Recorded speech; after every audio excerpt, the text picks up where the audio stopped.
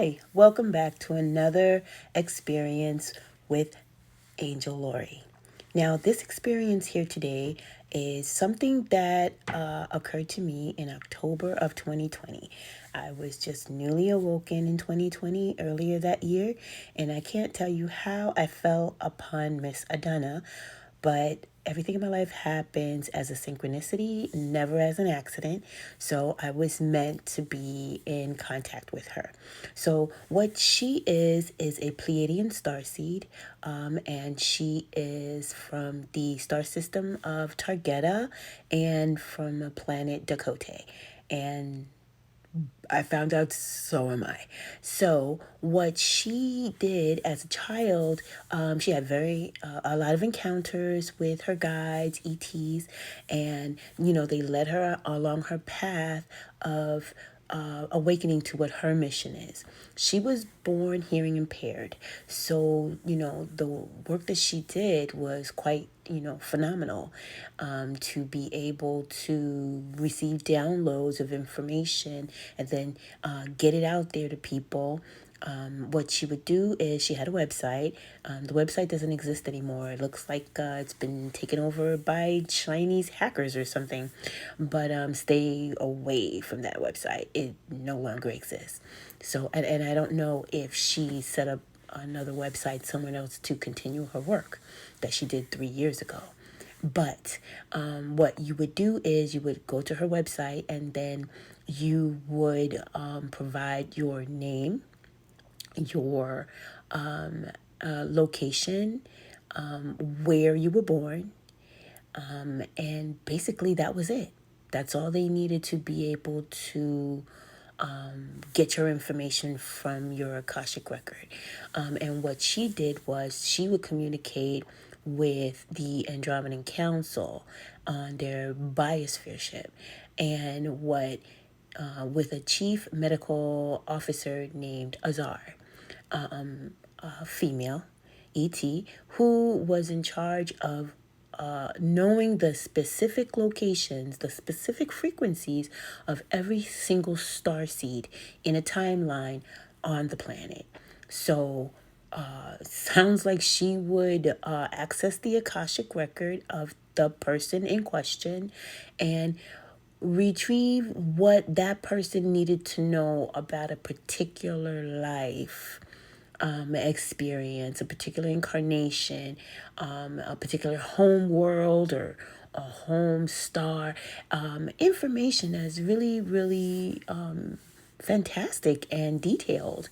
And what would happen is Azara would download this information to Adona. And Adona, she would get that information from her mind to a recording or paper. And once again, she's completely hearing impaired from birth. And this is what she did. And she did it for, at that time, over 900 people in many, many countries will contact her to get their it was called the Star Ancestry information. And mine was really detailed. I mean, pages and pages and pages of information. And I will talk about them later on. But I want you to get to know Adona. And the next section, it will be like her speaking what her mission is and what she was providing. I don't know if she's still providing this service to people. It is quite fascinating. A lot of information that she revealed to me resonated. I just found out today through Magic Marie that, yeah, that there exists an Andromeda Council and an Andromeda Council biosphere ship. So that basically gave confirmation to the information that Adona provided to me. It's crazy. Now, during her interview that she had, I only provided a brief portion of it when she's describing what her mission is. In Tolek, a gentleman who claimed to be a representative of the Andromedan Council, assisted her in the interpretation during that interview. And also, they are star seeds together, both from the same star system as me. And on that planet of Dakota, they are sister and brother. Here, not born into the same family line, but souls, they are family.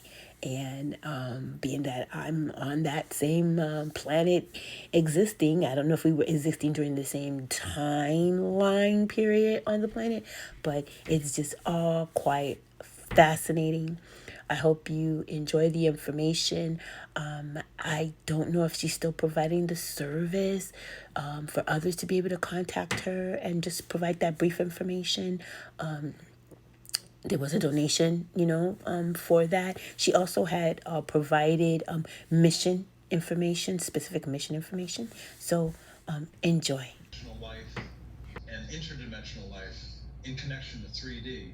How is it that you're able to do your work telepathically to people in the higher dimensions, like Azar, who is the chief medical officer? Because you're able to get information about Earth people and their origin in the stars. She's asking, how do you do that? How do you get that information higher dimensionally? Okay. First of all, Azar, her happens to be my chief medical officer. She's in charge of all the soulless's records of where the ship, the board of biospheres, the archival records.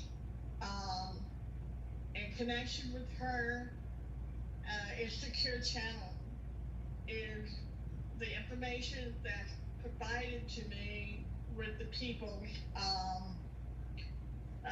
name and birthday and where they live, so that she can access those records. And then she gives me images, movie clips, and telepathic conversation, if you will, to tell me about this person and where this person has come from. Do they have family? What type of planet it is? The geographical, topical areas of that planet. How many moons? What their status was in that particular planet. I know that we are multidimensional beings. I mean, we have facets of our soul everywhere in the universe. Right.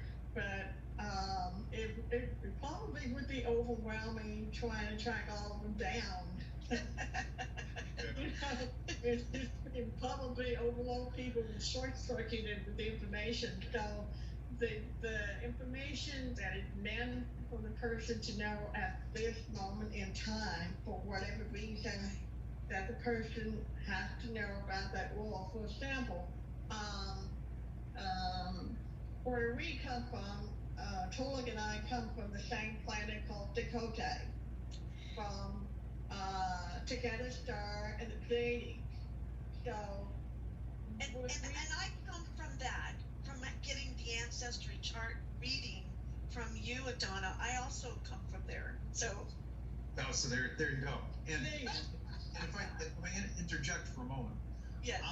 On that planet, on Dakota, we are actually brother and sister on that planet. On this planet, we're not physically related. We weren't born into the same family. On that planet, we were. So we're like stuck with each other. I feel like this goes, okay? That whole brother-sister thing. And I don't know if people, and here's my B commentary.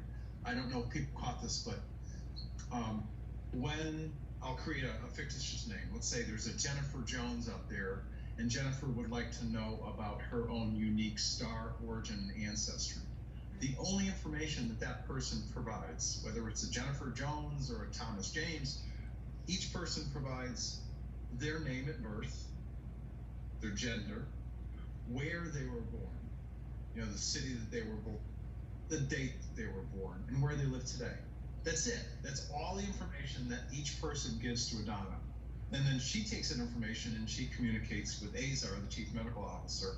And Azar goes to her computer and goes, okay, wow, this person. And she looks at the whole soul record. That's, just in case people were curious, well, how much do I need to share about who I am on this planet? It's really baseline information. Yeah, because you want to have your zero in a soul as this energy signature. You know, you may have the same name, but they would be a different city or born at a different time. You know, we want to be accurate in making sure it's narrowed down to that person. Yeah. The only analogy I can give is like doing psychic readings is where I tune into a specific place and you get a download. And I just see you doing it that way at a much larger scale and a much higher vibration, and it's where you just get the download and you have the hookup already. It's like it's just a natural hookup because you worked for that, you've acclimated to that, and it is your mission, so you're like in sync with it. Right, and AT&T is not involved at all. There's no long. She's just going, hey, Azar, I'll know this person. And you go, Yeah. Go, Yeah. oh, download. Yeah. Right. I got 13 pages or something like that. Okay, so I really do encourage our listeners to get a reading from you, Adona, because it really does open up some doors so that you can own this part of yourself that maybe you were afraid to look at or you were in denial, but it is a life changer. Yeah, to the tune of, and I like to beat Adona's drum because I'm her brother. To the tune of now 900 people across the globe from 51 countries. And here's the kicker: in a year and 3 months. Mm-hmm. Think about that she's been able to help 900 plus people from 51 countries across the globe in a year and 3 months that she's been doing this work formally. I just think that's astounding. It is outstanding. It's outstanding and astounding.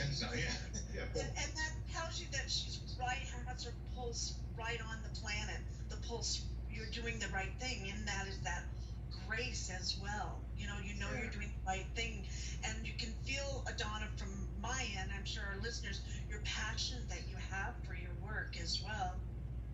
Yeah, I can tell you that yes, she's very passionate about the work. Because when she does it, she usually does it in 6 to 7 hours at a stretch, and it's constant downloads of energy. So when she's done, it's like, I need a break. I need to eat something. That's where I would be.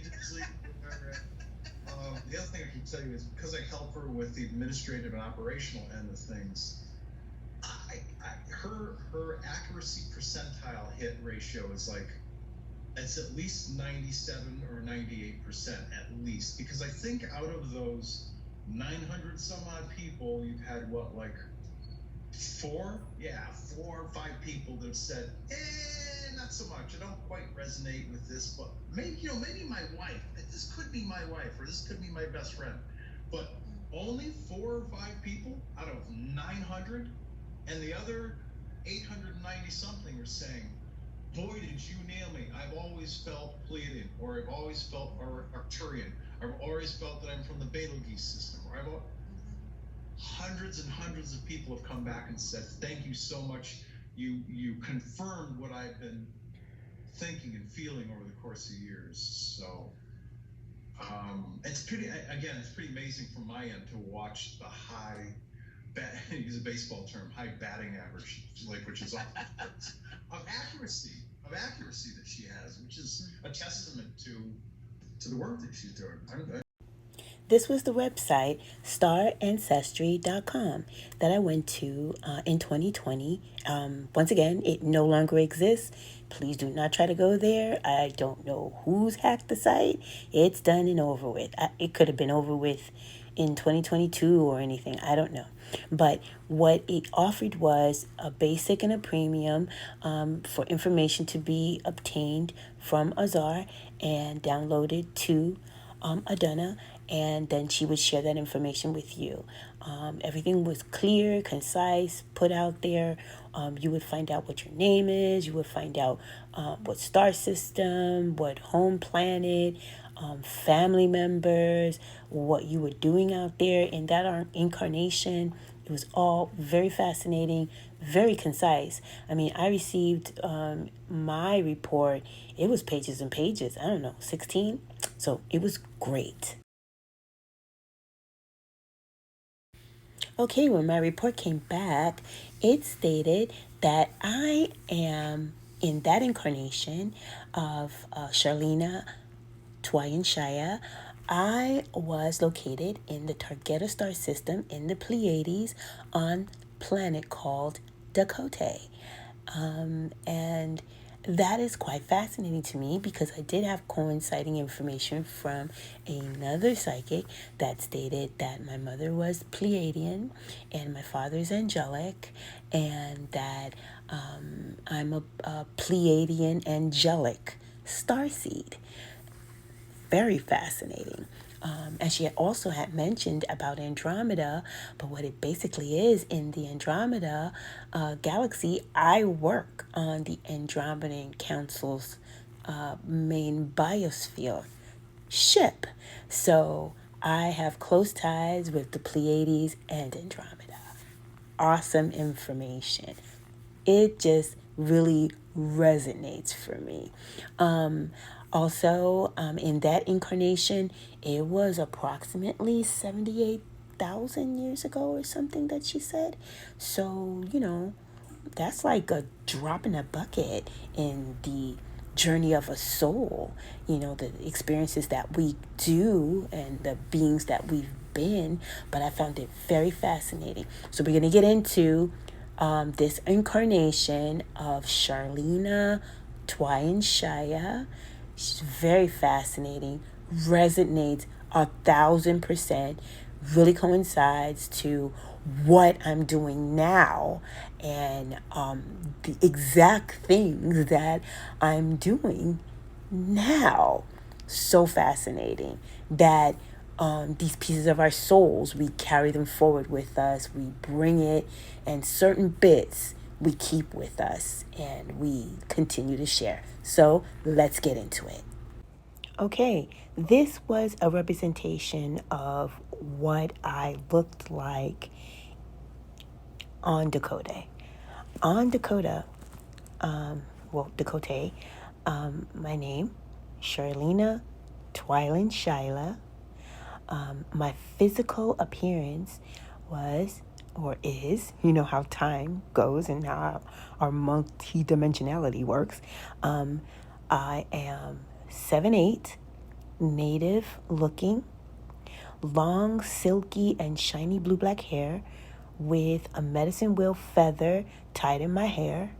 And I have my hair is long, and I have a soulful, doe-shaped, light brown eyes.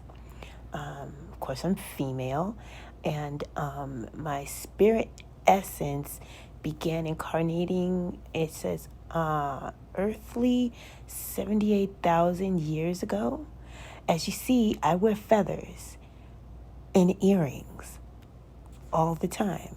So, yeah, there is a lot of this Sharlina Twain Shire in me, that soul essence, that fragment, that piece of me that was on Dakota, that is still represented here on Earth in the embodiment of this physical vehicle. It's hilarious. Even in high school, sometimes I would wear like a feather tied with a leather, like little headband thing in my hair, or a rabbit's foot on my outfit. It's crazy, the things that we carry over. But as a telepathic universal teacher, what it appears, what my function was, is that I'm a medicine wheel dancer.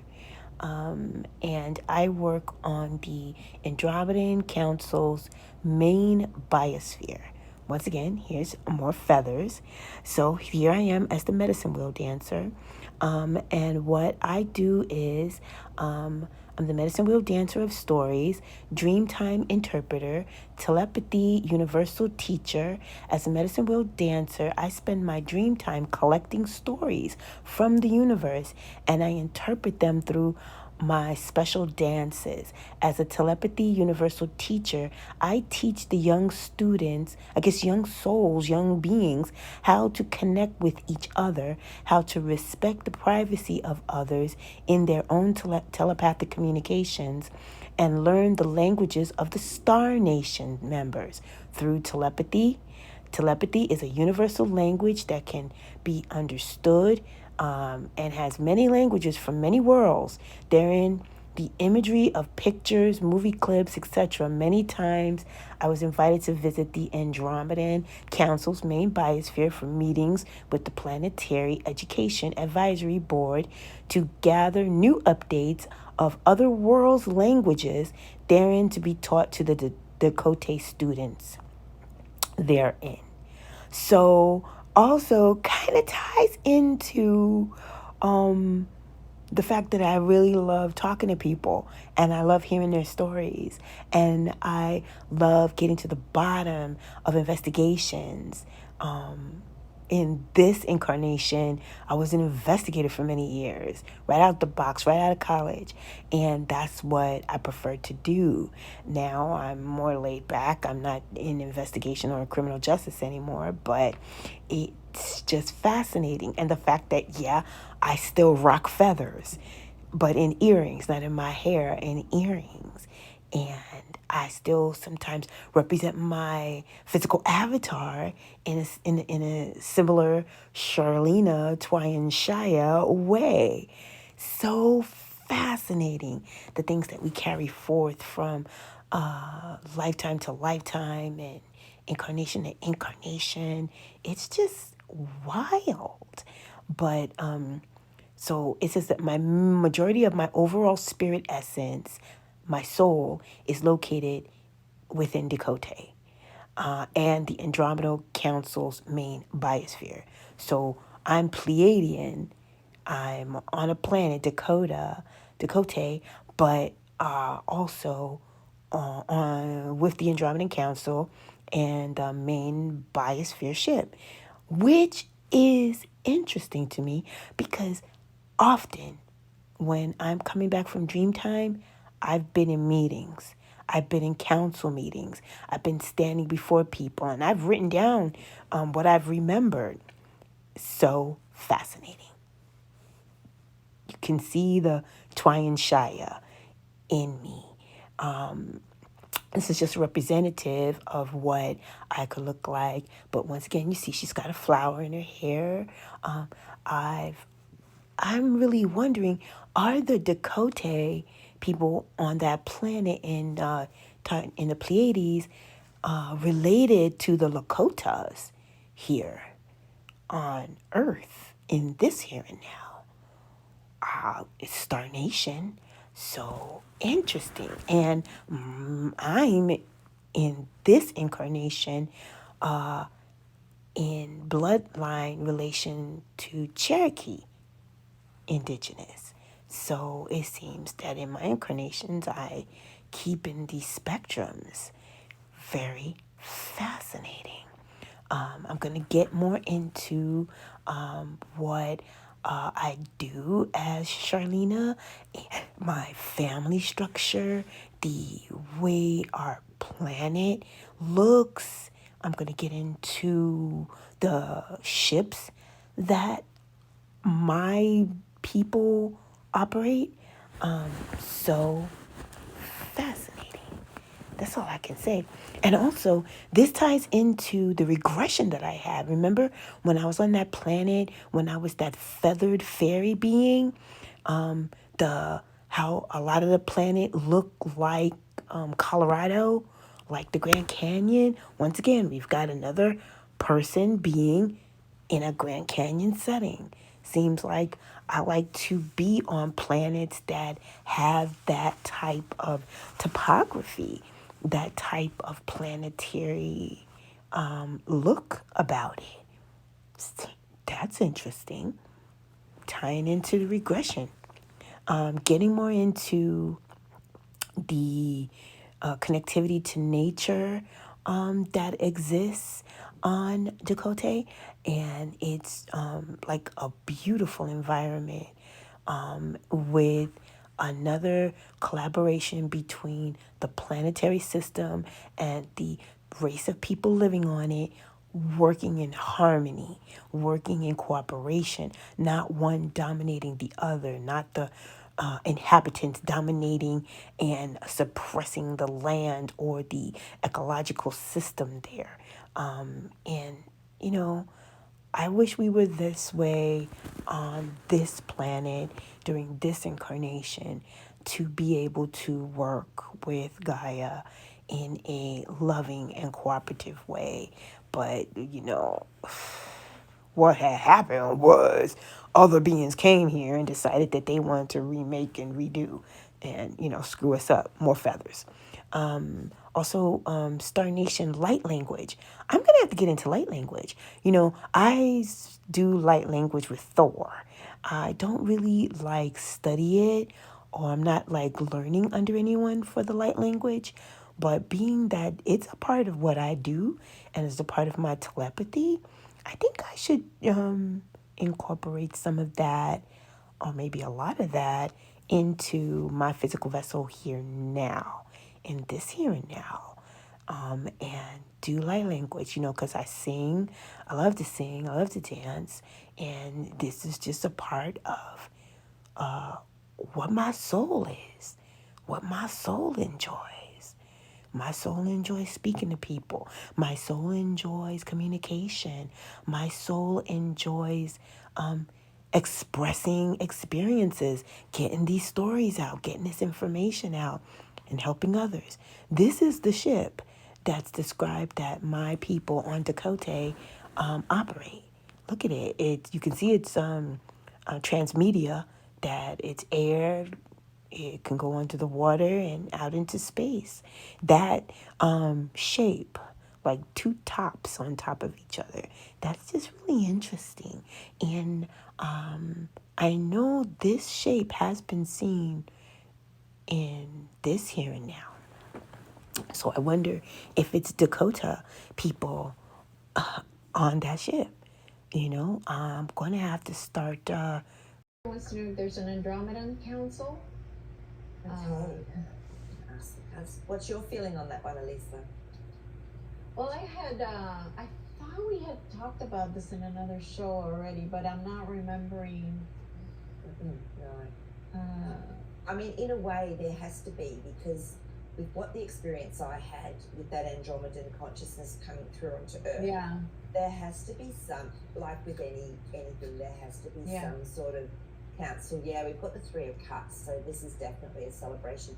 And it's really interesting. Years ago, I started writing this book, and all of a sudden, it was very much jumping around the different planets, and from an Earth with people's experience. And there's I wanted to write about this Andromedan Council, and I didn't know anything about it, and all of a sudden it came up in this book I was writing. I knew I was channeling it. So yeah, it's still secret though, because we've got our Four of Swords, so it's not like common day knowledge. Not a lot of people would tune into it. Yeah, King of Cups. Yeah. So emotionally, there's it's very, very powerful emotionally, but very hidden still. That means there's something hidden. So it looks like there is. All right, and then that was Angel Lori's. She's asking if there's a main biosphere ship. Okay, let's just check with the cards. It'd be cool if there is one. If Jazzy can give you a visual, show me a visual of it. Yeah. I'll check it to us. Okay, do you want to come out? Yeah, again, we've got a lot of mystery around it. It's veiled, it's hidden with that High Priestess card. So there's things we don't know about. Again, King of Cups, so it's saying the same thing. There's something that is, I guess emotionally it might be even too much for people to deal with, so it's still hidden. It's like things are really being hidden from us. King of Pentacles, so I'd say yes, there is, because this is a master of a reality. So I would say that there is what they would call a main biosphere ship. But it was interesting that because when I was going through that experience with opening up the portals, I could actually just see them. It's like they were just marching in, like almost like they'd been dropped off. It's really hard to explain it, but that's what I sort of saw. So I'm just going to ask Jasper if he can tune into this Andromedan biosphere ship. Okay. He's showing me it. So it actually can just almost just come through anywhere. He said, yes, it still needs portals per se. However, it can expand and contract. So it's very versatile and flexible energetically is what he's actually showing me. It's what? It's flexible, it's versatile. So he's showing me it can, like wherever it is, it can expand and contract depending. Oh yeah, I've heard this. Oh, I've heard this. Like you could have like let's say 100,000 people on a big ship, but the ship can be made to fit like I've heard this before, and it's just like what okay, no, I can't comprehend that. Okay, and that's what he was trying to show me because I haven't really asked this question before. This is why I love you guys and I love this show because you ask the best questions. And he was showing me that literally this fluxing can go in and out, fluxing depending, and he's showing me depending on what's around, surrounding it as far as frequency and vibration go and what they need to be doing. But I asked, do they still need to come through portals? And it was a yes. So yeah, that's a very strong yes. Is there anything else you can show us with that? Okay, he's actually showing me they can work with color, and he's saying a different color has a different vibration and frequency. So the pink came through. He was showing me pink, and so my that favorite color can also be what's the word? Sent out as a type of frequency or vibration. And I'm just going to ask him something. Is that through the ship's consciousness? And he's going yes straight away. So the ship actually has a lot of power or a lot of consciousness to be able to work with aspects like that in unison with the beings that are on the ship. Wow. So I would never have thought to ask these sort of questions. Yeah. I heard that. I had heard that. Oh wow. Before. Yeah. See, that's so lovely for me to get that confirmation, because I hadn't heard that, and that was what he just showed me. So he'll show me images, and it can be like a second of an image, but it's like watching a movie. So then it's trying to explain what I'm seeing and feeling. So that's wow. This is a representation of my spouse on Dakota. It is the planet in the Pleiades in the Targeta sun system, and my spouse's name is Mahi, like the fish, mahi. His name is Mahi. We have 2 boys and 1 girl on that world in Dakota. My sons, one is named Nakahi, and the other one is named Koshala. And my one girl, her name is Maya. And they're on that planet in Dakota. And it says that the children, they do come with me, and the husband sometimes too, to the Andromedan Council's main biosphere for meetings, education, exposure to other Star Nation members, and vacation trips to other worlds.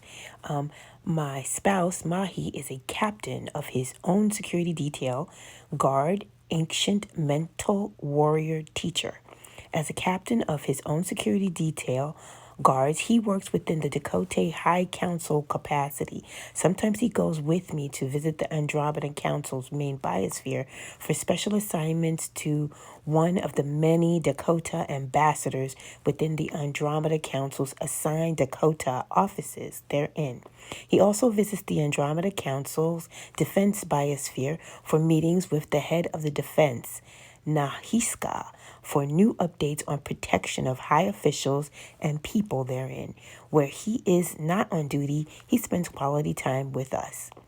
The home planet, its current vibratory rate is Mediterranean tropical type of geography of a 5D realm. It has 7 continents: Katrina, Valtra, Betra, Volcana, Tahiwa, Patronina, and Altaterra. Small islands include Peoria, Vitrani, and the Tolic Island. The moon on the planet Dakota is called Tunkawe. It's the largest moon, and Tishani is a smaller moon. It says Mahi trains, that's my husband, my spouse, trains with the Nahiska on Valtra. Valtra has mountains, tropical forests, and beaches. It's the home of the Andromeda Council's head of defense, Nahiska. He oversees his continent as a leader of his people. These people work with the advanced technology and ancient warrior defense capabilities. They live in a very peaceful, simple life. The homes are very much in harmony with nature. They are dome-shaped homes, lots of light coming into the homes, such as geometric domes here on this planet.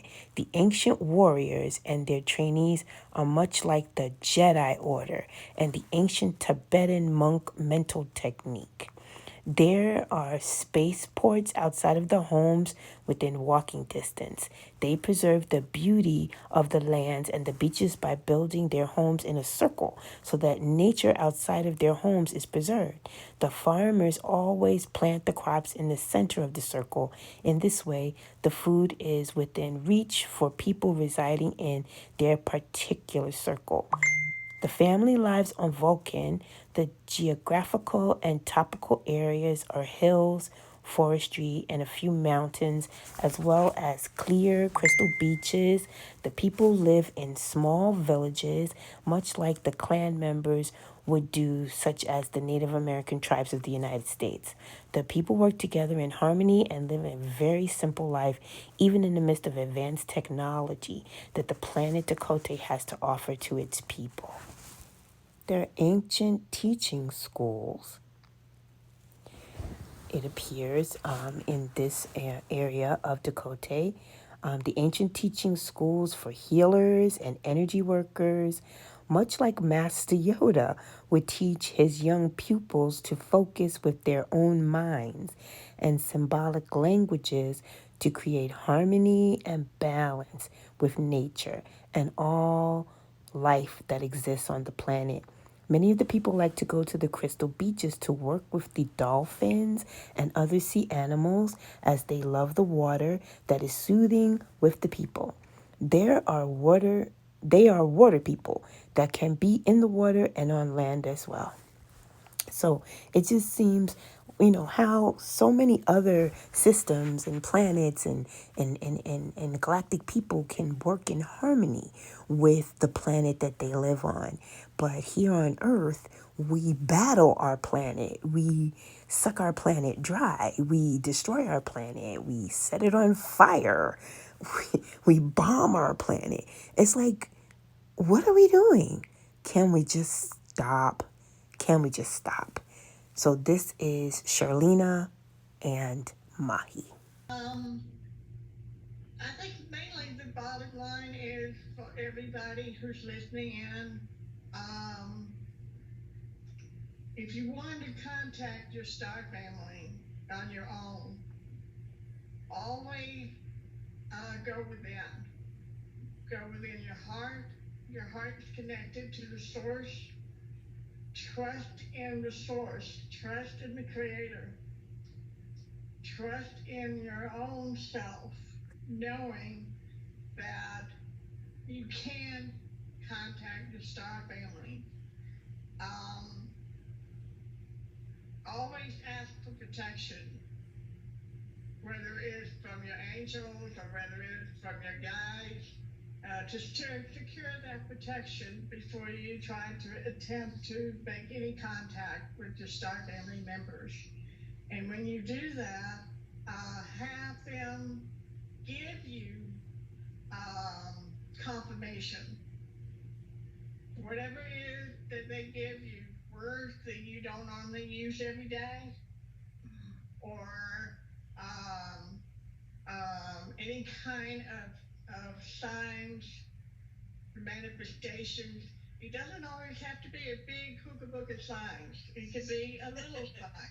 It may pass you by if you don't pay attention. Yep, well said. To the little signs, and they will point you in the direction that you would like to go into. So that's my encouragement to everybody out there, because I've had so many people ask me, how do you do it? I said, well, it's not any different than you're talking on the telephone. You're listening, they talk. They talk, they listen. It's the same concept. So, from what I've understand from Azar, my chief medical officer, she said that they are working very hard on their end to, in accordance with the soul's agreement, Well said. among humanity. It depends on what the soul agreement is all about. Whether they're awakened now, whether they're awakened later, whether they're not awakened at all. It just depends on what they came here to do. They abide by the universal law. They cannot. So once again, this is my son Thor. He is an incarnated dragon, and I love him. Mwah. Thank you for watching. Blessings to all, beneficial to all, and to the harm of none.